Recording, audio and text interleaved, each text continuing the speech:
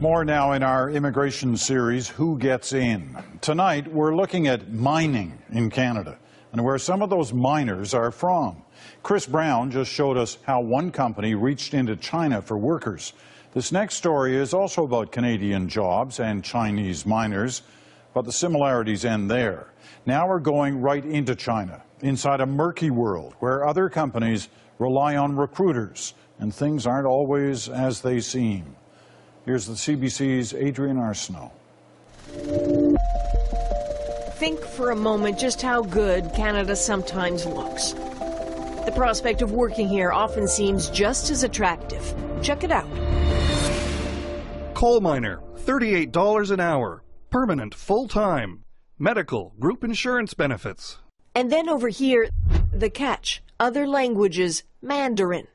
That's the detail on Canadian want ads that launched worries about a handful of projects in BC. Were non-Mandarin speaking Canadian miners just not willing or good enough? Maybe these jobs weren't intended for Canadians after all. An anomaly perhaps, or perhaps not. We went job hunting for Canadian mining work advertised in China. Not one or two or three postings, but dozens for copper, gold, coal, potash mining. How about a plea for 100 gold miners in Saskatchewan and the Yukon? Here, 50 more needed. Deadline application 2016. And over here, 500 jobs reportedly available. So we called the recruiting agencies in China and asked, are there extremely specialized requirements? No. Basically, the standard isn't very high, as long as you've done mining in China, one recruiter told us. Seems easy then. There are legions of Chinese mine workers eager to work in countries with better conditions and better pay. And Canada does need the help. The workforce is aging, in mining especially. And to hear recruiters in Canada tell it, seeking workers overseas is absolutely necessary. First one on the top is a site supervisor. This is a position that's in great demand here in British Columbia. Manly McLaughlin runs a recruiting firm that's gone south to California to find workers for Canada. He sometimes finds, but not nearly enough. If we lose them through retirements, then there's a void that's in place that affects productivity. It affects the ability to train people that want to come in and work in the industry. So, you know, they're the fuel that the industry operates on. And we all know what happens when you run out of gas. Right now, the number of temporary foreign workers in Canada is a few 100,000 and growing very fast. It is getting easier to bring people in. There are accelerated application times, and in some cases, employers are now allowed to pay these workers some 15% less than the average wage. Companies are happy. Some workers are still thrilled to have the job. So there's no problem, right? Well, as always, the real story is in the details. In this case, in the details of those conversations with the Chinese recruiting agencies. CBC approached one of China's most prominent recruiting agencies to ask about what it would take to apply for one of those lucrative mining jobs in Canada. Very quickly, the conversation turned to money. So how much can they make? It depends on your employer. The minimum wage is not going to be under $10 an hour for sure. Your monthly salary will be paid at the end of the month. So it's not that much. For some, $3,300 a month. For others, $1,700 a month.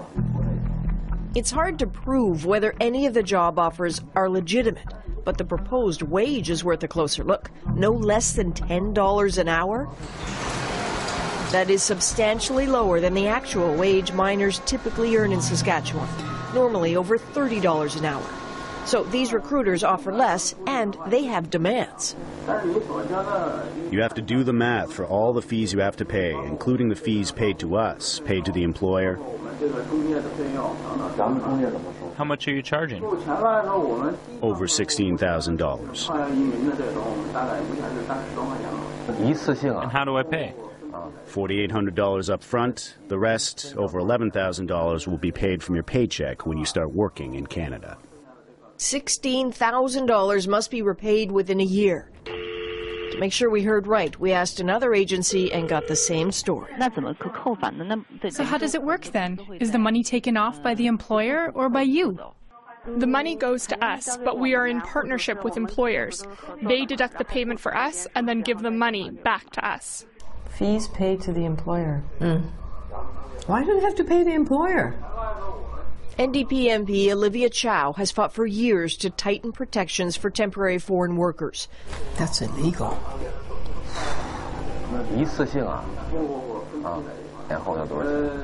That's illegal too. Their numbers are swelling in this country, and so, she says, are their problems. The federal government said, well, employment standards, that's up to the province to enforce. The province said, well, hang on, you brought the people in. You make sure that they are treated properly. So they're going at each other like that. So who's looking after these people? No one. This temporary foreign workers program has become a cheap way for the companies to get workers and skirt the responsibility for training our young people and for paying Canadians decent wages. Not surprisingly, that's not at all how the Minister for Citizenship and Immigration sees it. There's a lot of myths that have been created by big labor unions about the program that are simply unfactual.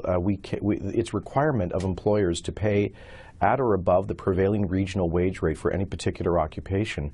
This notion that employers are paying substantially less than what Canadians would make is simply totally factually untrue.